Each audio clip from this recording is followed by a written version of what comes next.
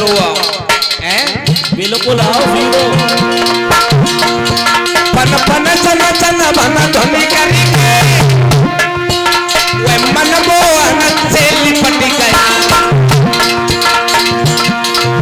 अनहन के बन मारता हुआ वे सारे तन से लिपट गया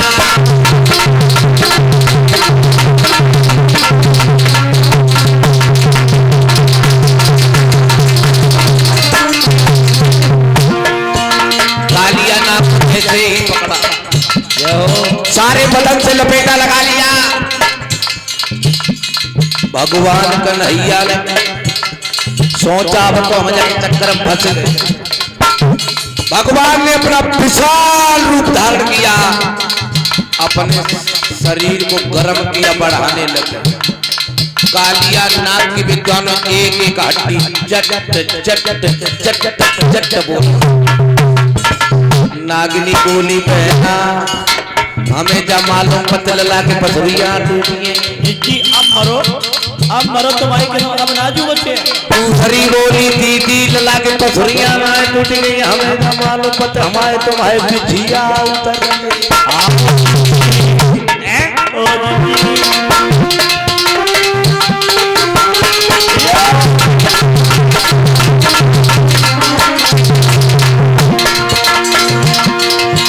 घबरा कर काली दूर हुआ चुम्बन मोहन ने हाथ किया झटका दे दुनिया पिटकाई नहीं झटकाली नाग हाथ किया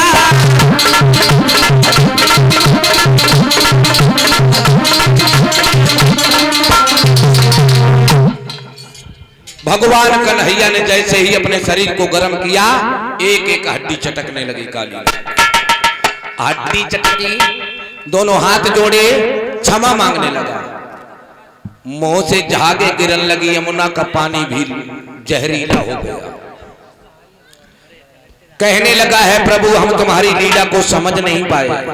हो सके तो मुझे क्षमा करना दोनों नागिनियां आ गई इस तरीके से झोली की प्रभु हमारे पिया के प्राणों की भीख दे दो हम तामसी जीव हैं हम तुम्हारी लीला को समझ नहीं पाए भगवान ने जवाब दिया अगर ऐसी बात है तो ठीक जाओ हम तुम्हें छोड़ रहे हैं लेकिन एक बात याद रखना आज के बाद तुम काली दह पर नहीं रहोगे प्रभु हाँ फिर कहाँ जाएं रमणक द्वीप के लिए महाराज बोलो वो तुम्हारो दुश्मन रात तो गरुड़ भगवान में तुम्हें खाई लिए गरुड़ जी भक्षण कर जाएंगे हाँ याद रखना विद्वानों गरुड़ भगवान में और कालिया नाग में क्या बैर था श्री सुखदेव जी समझा करके कहने लगे हैं कि हे महाराज परीक्षित एक दिन की बात है सूर्य भगवान अपने रथ को लेकर के जा रहे थे कश्यप ऋषि की 4 पत्नियां थी दिति अदिति विनिता और कद्रू दिति से दैत्यों का जन्म हुआ था अदिति से देवताओं का विनिता से गरुड़ का और कद्रू से सर्पों का जन्म हुआ तो विनिता और कद्रू में बाजी लग गई एक बात बताओ सूर्य भगवान का रथ जा रहा है इसमें घोड़े लगे हैं इनकी पूंछ कैसी है तो विनिता बोली है श्वेत और कद्रू बोली है काली विनिता ने जवाब दिया अगर श्वेत हुई तो मैं रानी तू दासी बनेगी कद्रू ने जवाब दिया अगर काली हुई तो मैं रानी और तू दासी बनेगी बोले ठीक है जैसे ही पास में देखा जा करके तो विद्वानों याद रखना घोड़ों की पूंछ श्वेत ही होती है लेकिन कद्रों ने सर्पों को आदेश दिया पूंछ में लपेटा लगा लिया पूंछ काली हो गई पूंछ काली हो गई कद्रो रानी बन गई विनिता दासी बन गई विनिता बैठ करके रोने लगी जब गरुड़ जी आए बोले मैया काहे को रोए रही सारी बात बताई गरुड़ भगवान को क्रोध आ गया एक एक नाक को नोच नोच करके खाने लगे सूर्य भगवान आए जवाब दिया गरुड़ ये क्या कर रहे हो इस तरीके से अगर नागों को खाओगे एक दिन वो होगा नाग योनि नष्ट हो जाएगी तो जाओ मैं तुम्हें प्रतिवर्ष एक नाग भक्षण करने के लिए देंगे गरुड़ ने छोड़ दिया जिस समय ये काली नाग का नंबर आया था विद्वानों तो कालिया नाग वहां से भाग करके और काली देह में छुप गया भगवान ने जवाब दिया रमणक द्वीप के लिए चले जाओ। और रमणक द्वीप पे गरुड़ क्यों नहीं आते थे? इन्हें सौभर ऋषि का श्राप लगा हुआ था।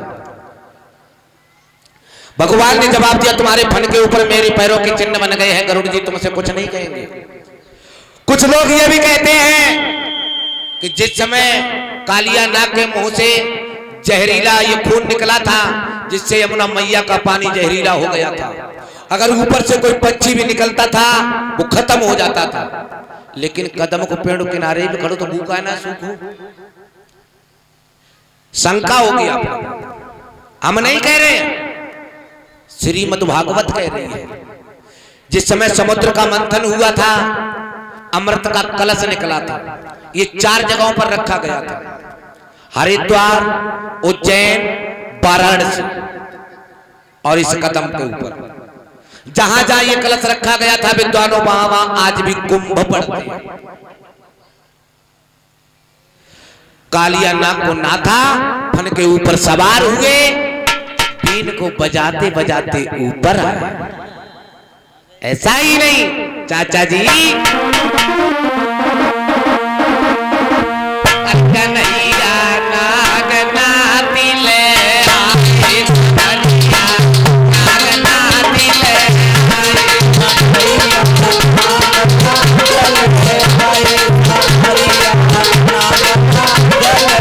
भैया सुधीर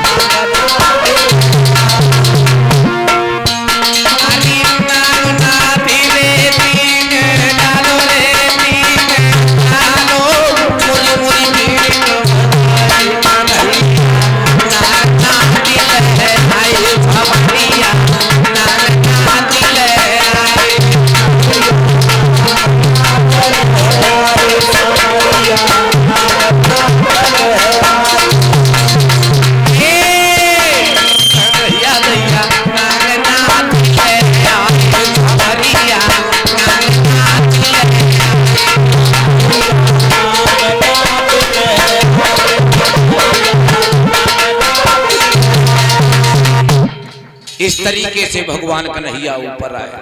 जिस समय मैया यशोदा के पास में आए,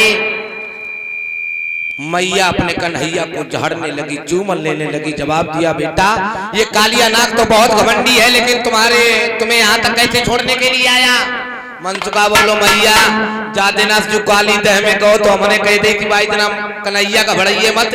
हम 12 खड़े हैं जो हमारे डर के मारे यहाँ तक छोड़ा ना हो। कंस की फौज है यार, जिंदा मत करी। कन्हैया बोले, मनसुख भैया जा तेरी बात सही है। और ये 251 मुद्राएं हमारे श्रीमान जी परम आदरणीय धनपाल सिंह मौसा जी, हमारे मौसा ना है भैया, हमारे पिताजी के मौसा, उनके सुपुत्र श्री मुकेश सिंह यादव हमारे चाचा जी